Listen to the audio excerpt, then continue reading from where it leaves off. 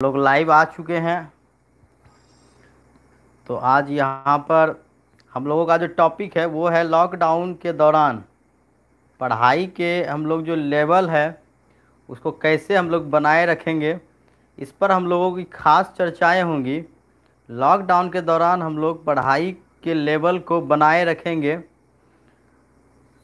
तो यहाँ पर जो आज हमारी बातचीत होगी लॉकडाउन के दौरान पढ़ाई के लेवल को बनाए रखने की, जहाँ तक बात है तो लॉकडाउन में ही नहीं बल्कि लॉकडाउन के बाद भी आज जो हमारी टॉपिक पे बात होगी वो लॉकडाउन के बाद भी बहुत ही अहम होगी। लॉकडाउन के बाद भी हम लोगों को ऐसे तरीक़ों की आवश्यकता हो सकती है, हो सकती नहीं है, निश्चित रूप से होगी कि एक पढ़ाई के सिस्टम को हम लोग कैसे समझेंगे। तो सबसे पहले यहाँ पे ये समझना ज़रूरी है। मैंने कल भी अपने एक स्टूडेंट्स यहाँ पर हमसे सवाल किया था कि सर घर में पढ़ाई नहीं हो पाती है और लॉकडाउन के कारण हम लोग कोचिंग नहीं जा पाते हैं, तो घरों में पढ़ाई नहीं हो पाती है। इन सब तरह की समस्याएं कल आई थी, जिसके कारण हमने आज का ये टॉपिक रखा, लॉकडाउन के दौरान हम लोग अपने पढ़ाई के लेवल को कैसे बनाकर रख सकते हैं। तो सबसे बड़ी बात है कि लॉकडाउन के दौरान मानकर चलो अगर आप कोई कोर्स कर रहे हो और आपकी कोर्स कंप्लीट हो जाती है, तो कोर्स कंप्लीट होने के बाद आप अपनी पढ़ाई कैसे करते हैं ये भी बहुत बड़ी बात मायने रखती है। आप अगर किसी खास कोर्स की तैयारी कर रहे हैं तो ऐसा नहीं कि आप हर दिन कोचिंग ट्यूशन्स ही करते हैं। तो जब आप कोचिंग ट्यूशन्स नहीं करते हैं उसके बाद आप अपनी पढ़ाई कैसे करते हैं। सपोज डेट आप मैट्रिक परीक्षा की तैयारी कर रहे हैं, आप अंतिम दिनों में क्या आप कोचिंग जाते हैं? अंतिम दिनों में आपके स्कूल में भी ये बात कही जाती है कि अब कुछ दिनों अपने घर पे रहकर पढ़ाई कीजिए। और आपके अगर कोचिंग्स भी होते हैं तो आपको कम से कम कहीं महीने, कहीं 15 दिन, कहीं 10 दिन पहले आपके वहाँ पर आपको फ्री छोड़ दिया जाता है, ताकि आप वहाँ पर अब खुद जो पढ़ चुके हैं उसको सेल्फ स्टडी करके उस चीज़ को रिवाइज करना है। और स्टूडेंट्स एक बात को समझ लीजिए कि हर विषयों को पढ़ने के लिए कोचिंग और ट्यूशन्स की ही ज़रूरत नहीं होनी चाहिए। हमें बहुत सारी चीज़ों को खुद भी करने चाहिए। इससे क्या होता है, आप लोगों की जो ज्ञान होती है वो बढ़ती है। मैं आपको एक एग्जांपल देकर बतलाता हूँ। अगर आप कोई सब्जेक्ट को सेल्फ स्टडी कर रहे हो तो आप एक आज से आप एक टास्क करना। आपको क्या करना है स्टूडेंट्स, जब आप किसी भी कोई खास स्पेशल कोई सब्जेक्ट ले लो, मानकर चलो कि बायोलॉजी है, हिस्ट्री है, ज्योग्राफी है या और भी कोई इकोनॉमिक्स, कोई भी सब्जेक्ट की आप बुक ले लो, ठीक है। अब इसमें क्या करना है आपको, कोई फर्स्ट चैप्टर है, मानकर चलो हिस्ट्री का फर्स्ट चैप्टर हमने ले लिया साम्राज्यवाद। हमें साम्राज्यवाद एक चैप्टर में एक एग्जाम्पल के तौर पे बता रहा हूँ। प्रथम विश्व युद्ध या साम्राज्यवाद या जर्मनी में हिटलर का उदय, कोई मानकर चलो ऐसा कोई स्पेसिफिक एक चैप्टर हम ले लेते हैं। अब इस चैप्टर को जब हम रीड करेंगे तो सबसे पहले उसमें इंट्रोडक्शन होगा, उस चैप्टर का इंट्रोडक्शन होगा, उसकी भूमिका होगी, उस चैप्टर की मुख्य बातें होंगी, कारण परिणाम, उससे आगे अब क्या होने वाला है अंत में वो उसमें ऐड हो जाता है। तो यहाँ पर क्या होता है कि जब आप सेल्फ स्टडी करते हैं तो आपको एक सीरीज मिलती है। आप इसको एमसीक्यू बनाइए। मल्टीपल चॉइस क्वेश्चंस जो होते हैं वो कहाँ से आते हैं, वो आपके बुक के अंदर से ही बाहर आते हैं एमसीक्यूज़। वो ऐसा नहीं कि कहीं आपको बाहर से पूछे जाते हैं। जब कोई स्टूडेंट किसी एग्ज़ाम में टॉप करता है तो वो भी वही चीज़ को पढ़ा होता है जो कि आप इस समय पढ़ रहे होते हैं। क्योंकि आप भी मैट्रिक के स्टूडेंट हैं और वो भी मैट्रिक का स्टूडेंट है। उसने बिहार टॉप किया और आपने फर्स्ट डिवीज़न भी नहीं किया या बहुत घिस तिर कर आपने 60% लाया। तो यहाँ पर अब सवाल ये है कि ऐसा क्यों हुआ। दोनों एक ही कोचिंग में भी पढ़ रहे थे, दोनों एक ही शिक्षक से भी पढ़ रहे थे, दोनों सेम कोर्स को पढ़ रहे थे, दोनों के पास किताबें भी सेम थी। क्या फ़र्क हुआ? क्यों अमुक विद्यार्थी जो है बिहार टॉप कर गया और आप कुछ ही नंबरों में सिमट कर रह गए। क्या आपने कभी उस विद्यार्थी के क्रियाकलाप पर गौर किया है? अगर नहीं किया है तो अब ज़रूर करना। जिस विद्यार्थी ने टॉप किया है और जो भी यहाँ पर जुड़ चुके हैं, अगर कोई सवाल है तो सवाल भी ज़रूर करें, अपनी समस्याओं को रखें। मैं तो आप लोगों को बता ही रहा हूँ, लेकिन आप लोग भी कोशिश करें कि अपने अपने कुछ जो मन के अंदर सवाल आ रहे हैं वो भी डालने की कोशिश करें। इससे हम लोग का सेशन और भी अच्छा बनेगा। तो यहाँ पर अब सवाल है कि जब वो बच्चा टॉप किया, वो इसलिए टॉप किया क्योंकि उसने सेल्फ स्टडी की। वो घर के अंदर भी जाकर कोचिंग के अलावे भी अपने बुक को लगातार स्टडी करता रहा। लेकिन हम लोगों ने क्या किया, हम लोगों को जितने कोचिंग में जो भी वर्क मिला, हम लोग उसको पूरा कर लेने के बाद आमतौर पर ये समझ लेते हैं कि हमारी पढ़ाई पूरी हो गई। हमने तो होमवर्क कर लिया, सर ने तो 4 क्वेश्चंस याद करने कहा था, हमने 4 याद कर लिया है। 5 क्वेश्चन याद करने कहा तो हमने 5 याद तो कर ही लिया है, तो चलो अपना हो गया काम। लेकिन क्या ये हो गया? नहीं, ये पढ़ाई नहीं है, ये तो सिर्फ खाना पूर्ति है। यानी कि हम सिर्फ अपना एक जो फर्ज है वो सिर्फ पूरा कर दिए, कहने का मतलब ये होता है। लेकिन एक्चुअल में जो स्टूडेंट का जो फॉर्मेट है वो ऐसा नहीं होना चाहिए। स्टूडेंट का जो एक्चुअल फॉर्मेट होता है वो ऐसा होना चाहिए कि वो कोचिंग ट्यूशन के अलावे सेल्फ स्टडी भी करे, खुद से पढ़े, एमसीक्यूज़ बनाए और कोशिश करें कि एक चैप्टर में अधिक से अधिक एमसीक्यूज़ कैसे निकाले। जैसे कि हम कोई चैप्टर को पढ़ते हैं, तो जैसे हम महात्मा गांधी एक टॉपिक पढ़ रहे हैं या कोई और भी टॉपिक पढ़ रहे हैं, अब वहाँ पर हमने देखा कि उस टॉपिक से कुछ ऐसी है कि मुख्य बात कुछ निकल कर सामने आ रही है। जैसे महात्मा गांधी का जन्म गुजरात के पोरबंदर में सन 1869 ईस्वी में हुआ था। तो वहाँ पर ये एक पॉइंट बन गया। अब यही पॉइंट आपके एमसीक्यूज़ में भी होते हैं, इस पर ऑब्जेक्टिव बनती है, क्वेश्चंस बनते हैं। अगर आप इस चीज़ को सही तरीके से समझकर अगर इसे नोटिफाइड करते हैं तो ये आपके लिए बहुत बड़ी बात होती है। ये पढ़ाई का सही तरीका है। लेकिन अगर आप को टीचर जितनी बात कहे आप उतना ही करते हैं तो वो स्टडी नहीं है। अब आइए हम लोग आते हैं लॉकडाउन में। अब इसी चीज़ को लॉकडाउन में ले लीजिए। मानकर चलिए कि लॉकडाउन है, आप कोई कंपटीशन परीक्षा की तैयारी करें या कोई भी परीक्षा की तैयारी कर रहे हैं, तो यहाँ पर आपका तैयारी कैसे होना चाहिए? क्या हमने जो सिर्फ कोचिंग में पढ़ा सिर्फ वही तैयारी है? ऐसा नहीं है। अब हम लोगों को क्या करना चाहिए कि जब तक बंद है, हमारे कंपटीशन के बहुत सारे पार्ट्स हैं जो हमने पहले पढ़ चुका है, या और भी कई स्टूडेंट्स हैं जो पहले से भी पढ़ चुके हैं।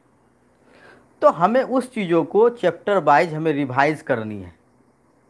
मानकर चलो कि अगर हम पिछले कुछ दिनों में बहुत सारे चैप्टर्स जो आपके मैथ्स के हैं, रीजनिंग के हैं या जीके जीएस के, वो ऑलरेडी हमने पढ़कर रख लिया, तो हम वहाँ पर उसको रिवाइज़ कर लेंगे और उसके बाद उसके अंदर जो समस्या आती है उससे हम ऑनलाइन के थ्रू सॉल्व करने की कोशिश करेंगे। जैसे कि अगर हम मानकर चलो कि हमने एक टॉपिक मैथ का कोई एक टॉपिक हमने पढ़ लिया, मानकर चलो हमने संख्या पद्धति पढ़ ली है, तो संख्या पद्धति को हम रिवाइज करेंगे, उसमें हम नए नए क्वेश्चंस को निकालेंगे, उसमें और कुछ नए नए जो प्रॉब्लम्स आएंगे वो हम यूट्यूब पे, ऑनलाइन और भी कहीं बहुत सारे प्लेटफॉर्म हैं, टीचर्स के द्वारा, अपने किसी और मोटिवेटर के द्वारा उसे खोजने की कोशिश करेंगे। तो इस तरह से क्या होता है कि अगर आप ऐसा लगातार करते हैं तो इससे आपको फ़ायदा होता है, आपकी रिवाइज हो रही है और आपका समय बेकार नहीं जा रहा है। इसके बाद और क्या होती है दूसरी चीज़, मानकर चलो अगर आप मैट्रिक के स्टूडेंट हो तो मैथ, मानकर चलो मैथ में हमें टीचर्स की ज़रूरत होगी, लेकिन मैथ के अलावे जो लिटरेचर सब्जेक्ट है जैसे कि हिस्ट्री है, सिविक्स है, ज्योग्राफी, इकोनॉमिक्स है, उसकी हम खुद से नोट्स तैयार कर सकते हैं। कंपटीशन के स्टूडेंट्स भी जो जीके की बुक होती है, खाबिर आलम, हाय, गुड इवनिंग। तो आप क्या करें, आप जीके का एक नोट्स तैयार करें। आप जीके को ले लें, उस जीके से बहुत सारे पॉइंट्स को निकालें और उस पॉइंट्स को आप नोटिफाइड करते जाएं। हर दिन कुछ ना कुछ नया पढ़ें, नया क्वेश्चंस निकालें, नए एमसीक्यूज निकालें। तो आपके पास एक दिन बहुत बड़े नॉलेज का भंडार हो जाएगा, आपके पास बहुत सारी जीके की कलेक्शन होगी। लेकिन अगर आप ये सोचेंगे कि अकेले कैसे पढ़ें, अकेले ये कैसे होगा, तो ये आपकी भूल है। और एक एक चीज़ तो और ये समझना चाहिए कि लॉकडाउन एक तरह से हम कहते हैं आपदा में अवसर। बहुत लोगों के लिए लॉकडाउन भले बेकार हो गया, बहुत लोग रोना रो रहे हैं कि लॉकडाउन में मेरा इतना दिन बेकार हो गया, पढ़ाई बेकार हो गई, बिजनेस बेकार हो गए। लेकिन इसी लॉकडाउन में बहुत ऐसे लोग हैं जिन्होंने कि अवसर को ढूंढा और बहुत लोगों के लिए ये लॉकडाउन वरदान भी साबित हो गया। इस बात को बिल्कुल नकारा नहीं जा सकता है। लेकिन हमने अवसर ढूंढने की कोशिश नहीं की। हम इस लॉकडाउन के दौरान जीके को पूरा पढ़ सकते थे, एक खास नोट्स तैयार कर सकते थे, एक खास चीज़ को हम रिसर्च कर सकते थे, पर हमने कभी सोचा ही नहीं। हमने अपने बहुत सारे ऐसे स्टूडेंट्स हैं जिन्होंने कि अपने अभिभावकों से मोबाइल फ़ोन परचेज करवाया ऑनलाइन पढ़ाई को बोलकर। लेकिन वो बच्चे क्या करते हैं, वो बच्चे ऑनलाइन बैठकर उसका गलत यूज़ कर रहे हैं। वो पबजी गेम खेल रहे हैं, फ्री फायर खेल रहे हैं, या मोबाइल पर फेसबुक व्हाट्सअप चला रहे हैं, सोशल मीडिया कर रहे हैं। तो क्या ये करने से आपकी करियर बन रही है? आप करियर में पीछे कितने जा रही है? क्या क्या आपने कभी ये सोचा, आपने ये महसूस किया कि आज जो ये आप समय को बर्बाद कर रहे हैं, तो आप तो दोनों तरफ से जा रहे हैं। एक तो इधर से आपकी करियर तो खैर ये कोरोना वायरस ने तो एक तरफ से लिया ही, और आपने भी उस कोरोना वायरस को कुछ और अपने हाथों से भी दे दिया। इस बात को आपने कभी महसूस नहीं किया कि इस लॉकडाउन के जो इतने ज़्यादा मुझे समय मिला, इतना रेस्ट पीरियड मिला, इस रेस्ट पीरियड को एक नए चीज़ में तो ढाला जा सकता था। मैं बात करूंगा, बहुत सारे ऐसे लोग हैं जिसने इस कोरोना वायरस के लॉकडाउन के दौरान नए नए बिजनेस को ईजाद किया, नए नए प्लेटफॉर्म बनाए, नए नए बिजनेस खोले, और जितना पैसा वो लॉकडाउन के पहले नहीं कमा पा रहे थे, वो लॉकडाउन में उससे ज़्यादा पैसा कमा रहे हैं। इस इस तरह के कई उदाहरण हमारे आसपास मौजूद हैं, आपके आसपास भी मौजूद होंगे।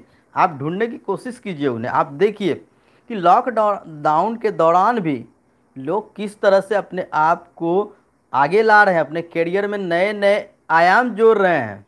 हम क्या कर रहे हैं, हमने लॉकडाउन के 4-5 महीने को यूं ही पानी में जाने दिया, हमने गवा दिया उस समय को। ये हमारी मूर्खता है। हमने लॉकडाउन को लॉकडाउन ही समझा, हमने लॉकडाउन को अवसर के रूप में देखा ही नहीं। अगर हमने लॉकडाउन को अवसर के रूप में देखा होता तो हम बेटर होते पहले से। मानकर चलो पहले हम जितना नहीं पढ़ पा रहे थे, मेरे पास पर्याप्त समय था, हम उस चीज़ को अच्छे ढंग से पढ़कर कई नोट्स तैयार कर सकते थे, कई नई नई चीज़ें पढ़ सकते थे, मोबाइल फ़ोन का इस्तेमाल करके नई नई क्लासेस देख सकते थे। क्या यूट्यूब ऐसी प्लेटफॉर्म है जहाँ पर हर तरह की क्लासेस अवेलेबल है? क्या वहाँ शिक्षक नहीं है? क्या वो जो पढ़ाएंगे वो हमारे माथे में नहीं घुसेगा? फिर हमने क्यों समय को बर्बाद किया? हमने वहाँ क्यों नहीं सोचा? क्योंकि हम यहाँ समझ रहे हैं सीधे तौर पे कि सरकार जिस दिन बोल देगी कि आज से लॉकडाउन ख़त्म, अब कोचिंग खुल जाएंगे, तो सरकार ने बोला और कोरोना ख़त्म हो गया। सबके दिमाग में तो यही होगी। अब 31 अगस्त तक अगर सरकार ने लॉकडाउन कर दिया तो यहाँ लोगों के दिमाग में ये सेट हो गया कि 31 अगस्त तक कोरोना वायरस रहेगा, 31 अगस्त के बाद ये चला जाएगा, क्योंकि 31 अगस्त के बाद सरकार बोलेगी। लेकिन क्या 31 अगस्त से पहले भी कोरोना आपके अंदर घुस रहा है क्या? इस बात को महसूस कीजिए कि कितने लोग कोरोना से मर रहे हैं, कितने लोग कोरोना पॉजिटिव होने के बाद बहुत ज़्यादा बीमार दिख रहे हैं। कहीं कुछ नहीं है, जो भी है एक समस्या है, और उस समस्या में ही समाधान छुपी हुई है। इस आपदा को बहुत लोगों ने अवसर बनाया, आप भी बनाइए। एक सेल्फ स्टडी का वो आदत बनाइए जो आपको लाइफ टाइम काम दे। इस लॉकडाउन के दौरान एक ऐसी आदत को ईजाद कीजिए जो आदत आपको हमेशा हमेशा के लिए काम दे। और बिल्कुल यकीन मानिए कि भले आज मेरी बात आप लोगों को बकवास लग रही हो, लेकिन आप महसूस करना, आप अपने आसपास विजिट करना, वैसे लोग कंपटीशन में ज़्यादा सक्सेस हुए हैं जिन्होंने कि खुद को आइसोलेट, कोरोना वायरस से आइसोलेट नहीं, अपने आप को लोगों से आइसोलेट कर लिया, खुद को एक बंद कमरे में कैद कर दिया और किताबों के बीच अपने आप को जकड़ लिया। और आज तो आपके पास डिजिटल ज़माना आ गया है, जियो का ज़माना है। आपको हर हर दिन 1.5 GB 4G इंटरनेट मिल रही है, पर आप इसका इस्तेमाल गेम्स खेलने, सोशल मीडिया चलाने में कर रहे हैं। सर जी, किस चीज़ का एम बनाकर पढ़ाई करें, कोई एग्ज़ाम का सिस्टम ठीक ही नहीं है। चलिए, खाविड़ जी का क्वेश्चन आया है यहाँ पर कि एग्ज़ाम्स का कोई सेट नहीं है। अच्छा खाविड़ जी, मैं आपसे एक बात पूछना चाहता हूँ, आप इस बात से अगर सहमत हो, ठीक है, मैं आपके सवाल का जवाब दे रहा हूँ। खाविड़ जी, आपसे मैं एक बात कहना चाहता हूँ, क्या आपने कभी किसी को बताया है कि मेरा एम क्या है? क्या सरकार ये जान रहे हैं कि आपका एम क्या है? या जिसने पहले भी अपने गोल को अचीव किया है, क्या लोग जानते थे कि वो उसी नौकरी के लिए ही अपनी तैयारी लगाई है, और वो ये बात को जानते थे कितनी दिन के बाद नौकरियां मिलेगी? देखिए खाबिर जी, सिर्फ स्थिति को देखकर और सिर्फ जो है बनावटी माहौल को देखकर उस पर निर्णय नहीं लेना चाहिए। आपकी जो लक्ष्य है, आप जिस चीज़ के लिए पहले से तैयारी में लगे हुए थे, आप अपने तैयारी को कंटिन्यू रखिए। आपने रेलवे में फॉर्म डाले होंगे, आपको ऐसा लग रहा होगा कि रेलवे के एग्ज़ाम नहीं होगी, नौकरी नहीं मिलेगी। ये चीज़ 100% गलत है। आप उस दिन पछताएंगे जिस दिन आपको पता चलेगा कि सरकार ने RRB group D, RRB NTPC की एग्ज़ाम्स की शेड्यूल जारी कर दी है। क्योंकि देखिए खाविर जी, बहुत सारी बातें ऐसी होती है, लोग सिर्फ सुनकर उसी के पीछे भागना शुरू कर देते हैं, लेकिन जो बुद्धिमान लोग होते हैं वो अपने बुद्धि विवेक का प्रयोग करते हैं। आपका जो एम है, आप उस एम के हिसाब से तैयारी करते रहें। सरकारी जो सिस्टम है उसमें उतार चढ़ाव ये कोई नई चीज़ नहीं है, वो आज नहीं हो रही है, ये हमारे इतिहास में पहले भी हुआ है। पहले भी जो सरकारें थी उसमें भी कई उतार चढ़ाव हुए, उससे पहले जो सरकारें थी उसमें भी हुई हैं, और आज भी थोड़ी बहुत हो रही है। और अगर ये कोरोना वायरस का पेंडेमिक नहीं होता तो शायद RRB group D NTPC exam हो रही होती, इस चीज़ को आप मानिए। तो यहाँ आपको एक अवसर मिला कि यहाँ पर आप इस लॉकडाउन के दौरान अपनी तैयारी को बेटर कर लीजिए। खाबिर जी, अगर आप बात से हमारी संतुष्ट हो रहे हैं तो हमें रिप्लाई भी ज़रूर कीजिएगा, और बिल्कुल इस चीज़ को मान लीजिए कि हमने जो लक्ष्य बनाया है, अभी आप अगर एम्प्लॉयमेंट न्यूज़ को खंगालिए तो यहाँ देखिए आपके बहुत सारे और भी सेक्टर में वैकेंसीज आ रही है। तो यहाँ पर क्या है कि वैकेंसी कई सेक्टर में है, लेकिन हम लोग किसी खास एक ही वैकेंसी को फोकस करके चल रहे हैं। लोग इस लॉकडाउन के दौरान भी नौकरियाँ लिए हैं और नौकरियाँ लोग ले भी रहे हैं। हम किसी एक ही चीज़ को क्यों फोकस कर चले? कंपटीशन में बहुत सारे आयाम होते हैं, बहुत सारे सेक्टर होते हैं। हाल फिलहाल में आपके जो है बैंकिंग सेक्टर में काफ़ी ज़्यादा वैकेंसी आई थी, वहाँ भी बहुत सारे 10,000 के आसपास जो वैकेंसी आई थी, तो वहाँ भी आप अपना प्लेटफॉर्म बना सकते थे। घरों पे आप नए विषय को, जैसे आप स्पेशल किसी नए विषय की तैयारी कर सकते थे, आप एक क्लास ज्वाइन कर सकते थे। जिस चीज़ में दिक्कत होती उसकी एक क्लास, आप ऑनलाइन क्लास ज्वाइन कर सकते थे। आपको हर चीज़ मुफ्त में मिल रही है, तो आप अगर ऑनलाइन मानकर चलो, ठीक है, कुछ बच्चों का कहना है कि सर बैंकिंग एसएससी में इंग्लिश की ज़रूरत होती है। मैं आपसे एक बात कहना चाहता हूं कि बिहार पुलिस के एग्ज़ाम में हिंदी की ज़रूरत होती है, तो कितने स्टूडेंट्स की हिंदी, आपकी बात ठीक है सर जी, बट लॉकडाउन में घर वाले भी कमाने के लिए बोल रहे हैं। देखिए ये तो खैर ये एक अलग तरह की समस्या है खाबिर जी, क्योंकि जब समस्या अगर बड़ों को होगी तो वो ज़रूर है कि ऐसी उम्मीद कर सकते हैं आपसे, और बिल्कुल करना भी चाहिए, क्योंकि अब आप युवा हो चुके हैं तो आपसे घर वाले उम्मीद करेंगे। तो ऐसा नहीं है। एक चीज़ और मैं बोलता हूँ कि चलो ठीक है, अगर आप इस समय पढ़ाई नहीं कर रहे होते तो ये तो ज़रूरी नहीं रहता कि आप कोई काम ही कर रहे होते। बहुत बच्चे ऐसे भी हैं जिनके माता पिता उनको पढ़ा भी नहीं रहे हैं, पर वो काम भी नहीं कर रहे हैं। ऐसे भी बहुत सारे बच्चे होते हैं। अगर आप पढ़ाई भी कर रहे हैं और काम भी कर रहे हैं, ऐसा भी हो सकता है। तो फिलहाल एट ए टाइम आप कोई काम तो नहीं पकड़ सकते तुरंत में, या कहीं अगर ऐसा कोई पार्ट टाइम काम मिल रहा है तो आप वो कर सकते हैं। साथ ही आप अपने आसपास में भी काम को ढूंढ सकते हैं। अगर कोई ऐसा पार्ट टाइम काम मिल जाए जहां आप 4 घंटे 5 घंटे 8 घंटे भी काम करके आप पढ़ाई के लिए अवसर निकाल सकते हैं। अगर वैसी बहुत ज़्यादा आवश्यकता है तो ऐसे भी स्टूडेंट्स बहुत सारे हैं जो कि कुछ ना कुछ काम करके अपना जो है पॉकेट मनी भी निकाल लेते हैं। बहुत सारे ऐसे स्टूडेंट्स हैं जो दिन में कुछ थोड़ा बहुत काम कर लेते हैं।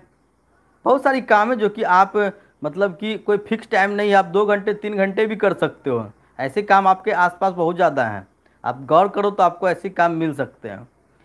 तो अगर आपको विशेष ज़रूरत है तो उस परिस्थिति में आप ऐसे काम ढूंढ सकते हो, आपको मिल जाएंगे, और आप ऐसा काम करते हुए पढ़ाई भी कर सकते हो।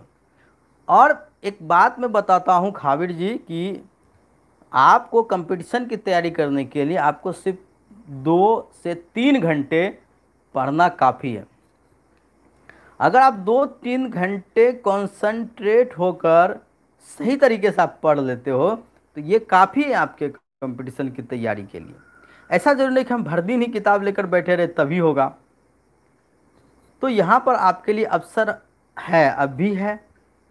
और देखो, सवाल है कि लंबे समय तक तो हम बिना काम के भी नहीं रह सकते हैं, क्योंकि हम कब तक दूसरे पर डिपेंड रहेंगे। एग्ज़ाम होते रहे सर जी तो स्टडी करने में अच्छा लगता है। देखिए ये बात सही है खाबिर जी, लेकिन एक चीज़ आप इस चीज़ को आप हमेशा दिमाग में सेट कर लीजिए, कंपटीशन की कोई भी एग्ज़ाम्स आपके कंटिन्यूअस आज तक कभी नहीं हुई है। हाँ ये है कि इस बार थोड़ा सा गैप लंबा हुआ है, लेकिन पहले भी गैप होती थी और इसका कोई शेड्यूल्स आज तक नहीं बन पाया है कि साल में या 1.5 साल में या 2 साल में आपको नौकरियां मिलेंगी या फिर एग्ज़ाम्स होंगी। तो ये चीज़ हमेशा के लिए विवादित रहा है, लेकिन इसमें भी जो लोग अपनी तैयारी कंटिन्यू करते रहे हैं तो वो सफल हुए हैं। और एक चीज़ और मैं बताता हूँ, जैसे कि चलो अब आपने तैयारी कुछ दिनों तक कर ली है, अब आपको उसको सिर्फ एक तरह से कंटिन्यूअस रखना है। आप सिर्फ उसको रिवाइज करते रहें। आप पार्ट टाइम कोई छोटा सा काम भी कर रहे हैं, उसको पार्ट टाइम आप जो है काम भी कर रहे हैं, कुछ कमा भी रहे हैं, और अपनी पढ़ाई को भी जारी रखे हुए हैं। जब वैकेंसी आई आप डाल रहे हैं। तो इसी बीच में क्या होगा कि इधर भी आप फिलहाल बिल्कुल खाली हाथ नहीं हो, और जैसे ही नई वैकेंसी आती है तो तुरंत आप उधर, अगर आप लग अच्छा काम किया तो आप सर्विस में चले जाओगे। लेकिन अगर आप ये चीज़ सोचो कि हम सिर्फ डिपेंड हो जाए, कंपटीशन की ही तैयारी कर रहे हैं लंबे समय से, और हमने यहाँ पर बैकग्राउंड कुछ तैयार नहीं किया या कोई साइड ऑप्शन तैयार नहीं किया, और अगर उस परिस्थिति में जो सिर्फ पढ़ाई कर रहे हैं वैसे स्टूडेंट्स का अगर मान के चलो कोई सर्विस ना हुई तो आगे फ्यूचर में वो क्या करेंगे? फिर तो एट ए टाइम उन्हें कोई ना कोई चीज़ तो तैयार करना होगा, तभी तो उसके सामने मुसीबत खड़ी हो जाएगी, तभी तो समय भी उम्र भी लंबा हो जाएगा। मानकर चलो फिर शादी और परिवार भी बनाने की उस समय नौबत आ जाएगी। तो उस समय से बेटर है कि हम आज ही कोई एक प्लेटफॉर्म साइट से तैयार कर ले और पढ़ाई को भी जारी रखें, तो हमारा दोनों काम हो सकता है। मेरी बात समझ में आ रही खाबिर जी मैं क्या कहना चाह रहा हूँ? अगर समझ आपको, जवाब आपको मिल रही हो तो प्लीज़ रिप्लाई भी ज़रूर दीजिए। तो यहाँ पर क्या है कि हमें मल्टीपर्पस होना होगा। आज आप पंकज शर्मा, सरकार सब कुछ खोल रही है लेकिन कोचिंग और स्कूल क्यों नहीं खोल रही है? पंकज शर्मा जी देखिए, आपका भी सवाल कहना सही है, कोचिंग और स्कूल क्यों नहीं खुल रहे हैं। ओके ठीक है खाबिर जी, कोशिश कीजिए गाइडलाइन पे, इस तरह से बहुत लोग चले हैं और सफल भी हुए हैं। तो देखिए पंकज शर्मा जी, कोचिंग स्कूल नहीं खुल रहे हैं, इसके पीछे भी रीज़न है। कोचिंग सरकार जो देखती है उसको एक आम तौर पर एक भीड़ वाली जगह के रूप में देख रही है, जहाँ की बच्चों की कोई संख्या फिक्स नहीं है। किस कोचिंग में कितने बच्चे हैं, कहाँ क्या स्थिति है, कहाँ कितनी सीटें हैं। तो सवाल है कि बहुत ऐसे कोचिंग्स हैं जहाँ एक एक बेंच पे 6 7 8 बच्चे बिठाकर पढ़ाते हैं। पटना में बहुत सारे ऐसे कोचिंग हैं जहाँ पर कि सिर्फ आपको किसी तरह से आपको अपनी तशरीफ़ रखने की जगह मिल जाए, ऐसे स्थान पर लोग कोचिंग कर रहे हैं। तो सरकार ऐसे कोचिंग को देख रही है। अब अगर वहाँ पर संक्रमण फैलेगा तो फिर एक तरह से बहुत मुश्किल हो जाएगी, स्थिति बहुत दयनीय हो जाएगी। उस समय सरकार को निपटने के लिए कोई उपाय नहीं होगा। और जब ज़्यादा लोग संक्रमित होने लगेंगे तो वहाँ पर स्थिति ये हो जाएगी कि फिर सरकार के पास इलाज करने के लिए भी तो समस्याएं आ रही है, क्योंकि हमारे पास डॉक्टर्स भी कम हैं। जितने डॉक्टर्स होने चाहिए आमतौर पर जो जनसंख्या के मुताबिक, उतने डॉक्टर्स हमारे पास अवेलेबल नहीं हैं। उनमें से बहुत सारे डॉक्टर्स भी अभी तक अपनी जान भी गंवा चुके हैं, कोरोना के इलाज में शहीद हो चुके हैं। तो इस परिस्थिति को देखते हुए सरकार थोड़ा डर रही कि बच्चों में अगर संक्रमण फैलता है तो सारा दोष सरकार पर ही मर देंगे। और मानकर चलो अभी अगर सरकार स्कूल खोल भी देते हैं, कोचिंग्स खुल भी जाती है, तो कुछ एक स्टूडेंट जो है कि पढ़ाई के प्रति बहुत ज़्यादा कंसस है, वो कोचिंग जाएंगे। लेकिन आप ये चीज़ देख लो कि 70% स्टूडेंट्स अब भी कोचिंग नहीं आएंगे, क्योंकि उन्हें संक्रमण का डर खुद ब खुद होता है। मैं एक एग्जांपल बता रहा हूँ, इस बीच में कई मतलब कि जो प्राइवेट्स कोचिंग्स वगैरह भी बहुत लोगों ने खोले, और मुझे इसकी ओपिनियन भी आई, पर स्टूडेंट्स उतनी नहीं पहुँचे जितनी उनके पास अमूमन पढ़ते थे। तो यहाँ पर दोनों तरफ से दिक्कत है, स्टूडेंट्स की तरफ से भी दिक्कत है, सरकार के भी तरफ से दिक्कत है। तो अब वैक्सीन पर इंतज़ार है, जैसे ही वैक्सीन बनेगी तो कोचिंग स्कूल्स खोल दिए जाएंगे, क्योंकि उस समय वैक्सीन पड़ जाने के बाद खतरा कम हो जाएगा। और धीरे धीरे देखिए वायरस का भी म्यूटेशन होता है, वायरस का एक चक्र चलता है, एक चक्र के बाद ये वायरस का प्रभाव भी धीरे धीरे कम होता चला जाता है। जैसे जैसे ये वायरस का समय ज़्यादा होगा, इसके प्रभाव भी धीरे धीरे खत्म होते जाएंगे। तो ये वायरस कुछ अधिक समय तक रह गया, क्योंकि यहाँ पर इसकी वैक्सीन अब तक नहीं निकल सकी। अब तक कोई इंजेक्शन का ट्रायल पूरा हुआ है?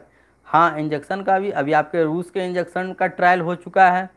तो रूस का जो इंजेक्शन ट्रायल हो चुका है उसने यहाँ पर बता भी दिया है कि अक्टूबर तक वो आज मैंने एक वीडियो भी बनाई है, आप उस वीडियो को देखिएगा। रूस ने ये कहा है कि वैक्सीन की जो है आपकी मास में बनते ही, यानी ढेर सारा जैसे ही वैक्सीन बनेगा तो सबसे पहले वैक्सीन जो है टीचर्स को और डॉक्टर्स को ही मुहैया कराई जाएगी, सबसे पहले उनको दिया जाएगा, ताकि जल्दी से जल्दी स्कूल खोलने के माहौल को तैयार किया जा सके। और उसके बाद ही ज़रूरतमंदों को, या उसमें भी डॉक्टर्स और टीचर्स को देने के बाद पहले उन स्थानों को दिया जाएगा जहां पर कि सबसे ज़्यादा आवश्यकता होगी।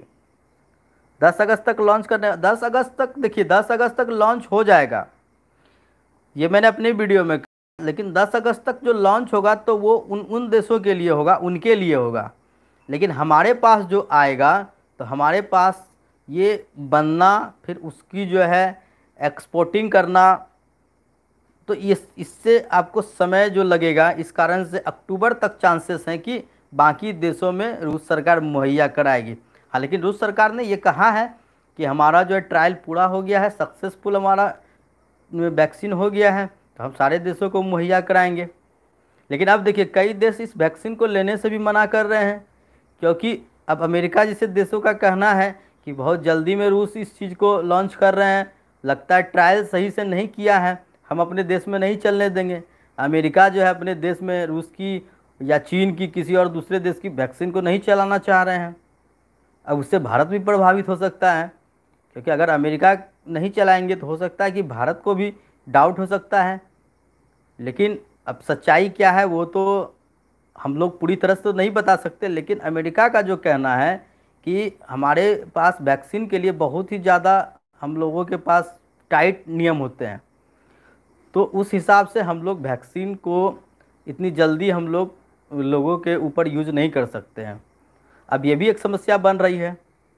और भारत की भी कई सारी वैक्सीन तैयार हो रही है। तो जो अमेरिका का कहना है कि जो वैक्सीन विश्वसनीय होगी हम उसी वैक्सीन को ही लॉन्च करेंगे, अदरवाइज हम लॉन्च नहीं करेंगे। तो अब देखिए क्या होता है। अगर रूस का सबसे पहले रूस में तो यूज किया ही जाएगा, रूस में यूज होने के बाद उसका क्या असर हो रहा है इसको देखने के बाद और भी देश इससे प्रभावित हो गए। तो उम्मीद है पंकज शर्मा जी आपको भी सवाल के जवाब मिल गए होंगे। अगर आप संतुष्ट हैं तो अपना रिप्लाई भी ज़रूर दे दीजिए। और देखिए मैं एक ही बात कहना चाहूँगा खाबिर जी, पंकज जी, अब तो आप लोगों के लिए खुद आपके ही जो है क्लासेस की ऑनलाइन क्लास 5 तारीख से चालू हो रही है। यहाँ पर आप लोगों को कंटिन्यू क्लास मिलेगी। इसी तरह से यहाँ पर ऑनलाइन क्लास दी जाएगी, लाइव क्लासेस मिलेगी। तो इसमें आप लोग डायरेक्ट क्लास के तरह ही महसूस करेंगे। तो इस चीज़ में आप लोग आइए, रेगुलर आइए। ऑनलाइन क्लास प्रोवाइड होगी। अब 5 अगस्त से इसकी तैयारी हो रही है, तो मटेरियल भी तैयार किया जा रहा है। ठीक है पंकज जी, तो मेरी बात सुन रहे हैं? क्योंकि 5 अगस्त से आप लोगों की क्लास चालू होगी, तो आप लोग क्लास ज्वाइन कीजिए। टाइम टाइम फ़िलहाल यही रहेगा, 7:30 से ही टाइम होगा। और 7:30 से अब टॉपिक के हिसाब पे लगभग आपके 40 से 45 मिनट की क्लास रहेगी। क्योंकि यहाँ तो हम लोगों को सिर्फ ज़्यादा से ज़्यादा सवाल पे फोकस करना है, कंसेप्ट पे फोकस करना है। तो इसलिए 40 मिनट 45 मिनट का सेशन हम लोग का काफ़ी होगा, कई सवाल भी लेने हैं। तो इससे आप लोगों को एक फ़ायदा होगा। और भी आप लोग अपने जितने भी दोस्त हैं, जितने भी आसपास के हैं, कोई भी क्लास ज्वाइन कर सकते, कोई आपत्ति नहीं। ऐसा नहीं कि जो हमारे कोचिंग्स के सिर्फ वही क्लास ज्वाइन करेंगे, ऐसी कोई बात नहीं है। जो दूसरे जगह के भी स्टूडेंट्स हैं वो लाइव क्लास यहाँ पर ले सकते हैं, यहाँ कोई आपत्ति नहीं है। और यहाँ पर आप लोग अपने सवाल भी पूछ सकते हैं। लाइव क्लासेस में आप लोग अपने अपने समस्याओं को भी डाल सकते हैं। तो आप लोगों की पढ़ाई भी जारी हो जाएगी और उम्मीद है कि इससे आप लोगों को अच्छा लाभ मिलेगा। और एक अवसर बनाइए, सभी स्टूडेंट्स को मैं यही कहूँगा। 7 बजे से जीडी क्लास करते हैं। अच्छा, तो 7 से 9 PM तक, तो फिर ये तो थोड़ी समस्या है। ठीक है, तो इस पे फ़िलहाल शुरू करते हैं और इससे बातचीत की जाएगी। और फ़िलहाल मैं एक क्लास अभी तो चलाऊंगा और एक क्लास और लॉन्च मुझे करना है। 2 क्लासेस लॉन्च करूंगा कम से कम। तो सुबह और शाम 2 क्लासेस चलेंगी। तो अगर जिनको प्रॉब्लम है तो वो बाद में सुबह की क्लास ज्वाइन कर सकते हैं। और इसके बाद एक चीज़ और मैं कहना चाहूँगा, आप लोग अपनी रणनीति बनाएं। जो लॉकडाउन में जो समय बेकार जा रहा है उसको यूज़ करने की कोशिश करें। तो सबसे बड़ी बात क्या है कि मानकर चलो आपके मैथ्स रीजनिंग के अलावे आपके जीके भी पार्ट्स हैं। तो जीके पार्ट्स आप सेल्फ स्टडी से भी बहुत कुछ गेन कर सकते हैं। और जो मैथ और रीजनिंग के जो चीज़ पहले पढ़ाए जा चुके हैं उसको आप लोग रिवाइज करें। उसमें जो दिक्कत होती है वो ऑनलाइन क्लास में यहाँ पर डील करें। साथ ही और भी ऑफलाइन भी बहुत सारे वीडियोज़ हैं क्लासेस की, जिसमें कि आप लोग अपनी समस्याओं को दूर कर सकते हैं। तो बिल्कुल इस आपदा को एक अवसर के रूप में बनाइए। मैं तो यही कहूँगा कि बहुत से लोगों ने लॉकडाउन को आपदा में अवसर बना लिया। बहुत लोग लॉकडाउन के दरमियान सक्सेस भी हो गए हैं। तो आप लोग भी इस लॉकडाउन में सफल बनिए, मैं तो यही कहूँगा। और इसी के लिए मैं आज यहाँ पर अपना ये सेशन लाया था कि अपने इस लॉकडाउन के दौरान भी पढ़ाई के लेवल को कैसे बना कर रखें। जी हाँ, वो तो सुबह का टाइम भी आप लोगों को बता दिया जाएगा और दोनों ही क्लास चलेंगी। तो यहाँ पर अब क्या है कि सभी लोगों से मैं यही कहना चाहूँगा कि आप लोग आइए। जिसको अगर फ़िलहाल अभी शाम में समय है तो शाम के क्लास को ज्वाइन कीजिए।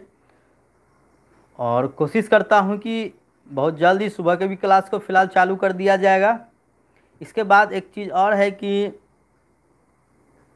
आप लोग अपने जीके की और जो पीछे की मैथ और रीजनिंग जो पढ़ाई जा चुकी है उसका रिवाइज करें। और जीके का एक नया अपना एक नोट्स तैयार करें। अपने स्तर पर एक अपनी एक कॉपी तैयार कीजिए, उसमें नए नए विषय को पढ़िए, नए नए जगह से स्टडी कीजिए। तो आपको काफ़ी फ़ायदा मिलेगा और बिल्कुल इसका लाभ होगा। तो आप लोग यहाँ पर सभी तैयार रहिए। तो आज के सेशन में आप लोग आए, अच्छे अच्छे सवाल किए, बहुत बहुत धन्यवाद आप लोगों का भी। तो आज के सेशन में चूँकि आज रक्षाबंधन का भी दिन था, इस कारण से लग रहा है कि आज बहुत लोग यहाँ पर लाइव नहीं आ सके। कल thank you Khabir ji, thanks for motivation. तो चलिए, इस तरह से हम लोग का लाइव अब रेगुलर का, तो लाइव में आएँ, क्लास करें और लाइव मोटिवेशन भी हमारा देखते रहें। तो ज़रूर है कि कुछ ना कुछ तो माइंड वॉश भी होगा और कुछ ना कुछ रास्ता भी खुलेगा। और अगर कोई समस्या हो तो ज़रूर पूछिए। लाइव क्लासेस के जब मैं क्लास लूँगा उस दरमियान भी कुछ कुछ सवाल आप लोगों को मैं लास्ट में 5 मिनट के लिए समय रखूँगा, जिसमें आप लोगों की समस्याओं पर मैं बात करूँगा। तो वहाँ आप लोग अपनी समस्याओं को रखेंगे ताकि मैं उसका निराकरण कर सकूँ। और तो रक्षाबंधन के कारण बहुत लोग आज नहीं जुड़ पाए, चलिए फिर भी कोई बात नहीं है। जितने भी लोग आए उन सभी का बहुत बहुत धन्यवाद। तो आज के लाइव सेशन को मैं यहाँ पर समाप्त करना चाहता हूँ। कल फिर 7:30 बजे हम लोग मिलेंगे एक नए टॉपिक के साथ, और हम लोगों का जो है अगला यहाँ पर चलेगा, कंटिन्यूअस चलता रहेगा। तो क्लासेस भी चालू हो जाएंगी। तो मिलते हैं एक नए सब्जेक्ट के साथ, तब तक के लिए सभी को नमस्कार, गुड बाय, जय हिंद, जय भारत।